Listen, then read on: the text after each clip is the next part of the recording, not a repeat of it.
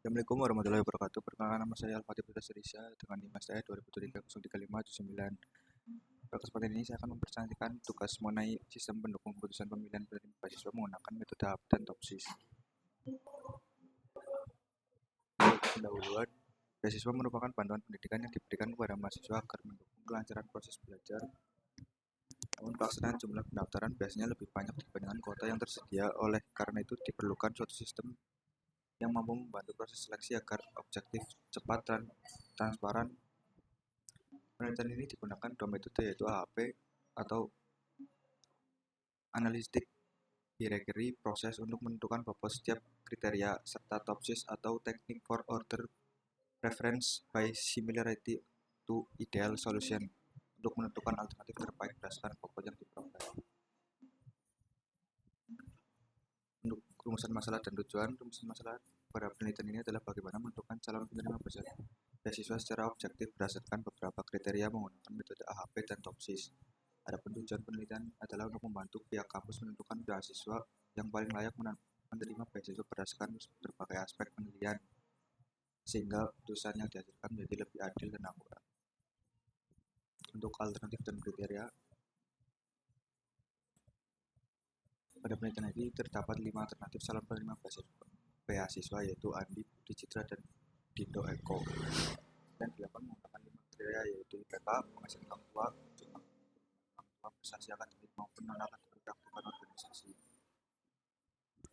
Perlu diketahui bahwa penghasilan orang tua merupakan kriteria cost, sehingga semakin kecil nilainya semakin baik, sedangkan kriteria lainnya merupakan benefit, artinya semakin besar nilainya semakin baik.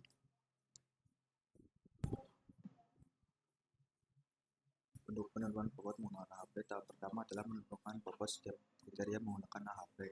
Berdasarkan hasil perhitungan diperoleh bobot sebagai berikut. IPK sebesar 0,350 menghasilkan orang tua sebesar 0,250, jumlah tanggungan sebesar 0,150, prestasi sebesar 0,150, keaktifan organisasi sebesar 0,100. Dari hasil IPK tersebut dapat diketahui bahwa IPK menjadi kriteria yang memiliki prioritas tertinggi dalam proses seleksi, yaitu nilai konsistensi kurang dari 0,10, sehingga matriks berbanding dinyatakan konsisten dan layak digunakan. Perhitungan menggunakan TOPSIS.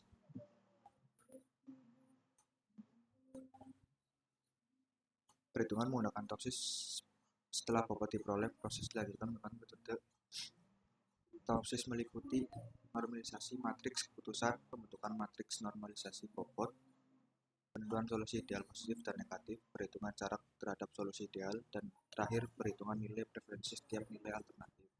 Melalui tahapan tersebut diperoleh nilai akhir yang digunakan sebagai dasar penentuan peringkat calon penerima beasiswa.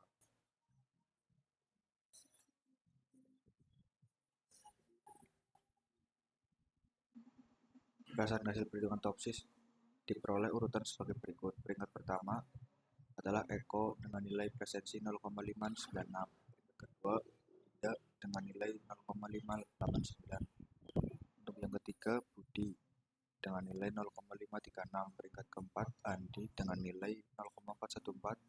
Untuk yang kelima Citra dengan nilai 0,3950. Eko menjadi penerima beasiswa yang paling layak karena memiliki kondisi ekonomi yang menentukan dengan penghasilan orang tua lebih rendah, disertai IPK yang baik serta aktif dalam organisasi. Untuk analisis dari hasil tersebut dapat disimpulkan bahwa kombinasi metode AHP dan TOPSIS mampu menghasilkan keputusan yang objektif. AHP berfungsi menekan tingkat kepentingan setiap kriteria, sedangkan TOPSIS digunakan untuk memilih alternatif yang paling dekat dengan solusi ideal dan yang paling jauh dari ideal negatif. Keunggulan metode ini adalah mampu memberikan hasil peringkat yang jelas sehingga mudah mengambil keputusan, namun hasil akhir tetap dipengaruhi bobot yang diberikan pada setiap kriteria. Refleksi, AHP digunakan menentukan bobot kriteria secara struktur, sedangkan TOPSIS digunakan menentukan alternatif yang paling dekat dengan solusi ideal positif yang paling jauh dan dari solusi ideal negatif. Untuk kelebihan metode AHP dapat menentukan prioritas kriteria dengan jelas, TOPSIS mudah dipahami dan mampu menghasilkan urutan peringkat alternatif secara jelas.